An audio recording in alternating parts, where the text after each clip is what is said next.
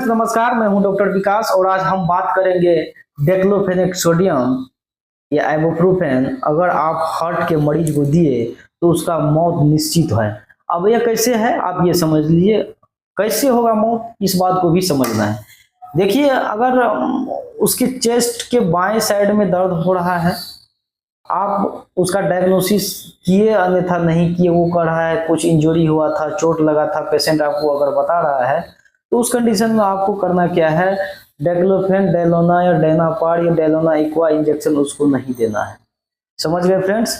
अगर ये इंजेक्शन देते हैं तो वो क्या करता है, बीपी को बढ़ाता है। ब्लड प्रेशर के भी पेशेंट है, अगर वो दवाई देंगे तो बीपी बढ़ेगा और बीपी जब बढ़ेगा तो उसके हार्ट में जो प्लेग जमा हुआ है, मतलब वो जो चर्बी जमा हुआ है, कोलेस्ट्रॉल, अगर ये इंजेक्शन आप देते हैं तो और हार्ट में प्लेग जमा होगा और हार्ट में जब प्लेग जमा होगा तो वो मतलब अवरुद्ध हो जाएगा और वहां पे कार्डियक अरेस्ट हो जाएगा, यानी कि आर्टरी जो है उसका लॉक हो जाएगा और उसका मृत्यु हो जाएगा। तो इस कंडीशन में आप उसको ये दवाई नहीं दे। बीपी बढ़ा हुआ है तो डेक्लोफेनेक दवाई नहीं दे। दर्द, बीपी बढ़ा है, अगर किसी भी पेशेंट का बीपी बढ़ रहा है तो उसको दर्द की आप कोई दवा ना दे। दर्द की दवा अगर देंगे तो वो और बीपी को बढ़ाता है।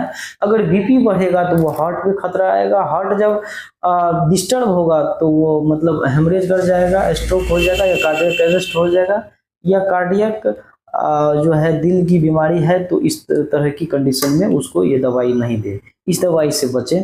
और अगर पेशेंट को उस कंडीशन में अगर आप स्टेरॉइड भी मेडिसिन देते हैं, जैसे डेक्सामेथासोन हो गया, मेथिलप्रेडनिसोलोन हो गया या हाइड्रोकोर्टिसोन हो गया, ये दवाई भी अगर देते हैं तो ये क्या करता है, डेक्सोना जितना भी स्टेरॉइड मेडिसिन है ये बीपी को तुरंत फास्टली बढ़ाता है।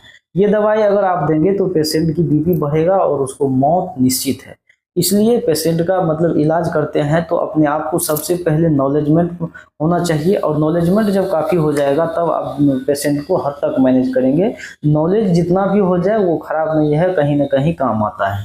समझ गए फ्रेंड्स। इस तरह से अगर आप ट्रीटमेंट करेंगे तो आपके हित में बेटर रहेगा और आप कोई भी कानूनी दोषों से बचे रहेंगे और पेशेंट की नज़र में भी आप अच्छे रहेंगे। इसलिए जब भी पेशेंट को मैनेज करें तो उसकी पूरी सिम्टम्स और डायग्नोस क्लिनिकली और साइकोलॉजिकल ये सारे को मैनेज करते हुए आप उसका ट्रीटमेंट कीजिए और पूरी तरह से पेशेंट ठीक होगा।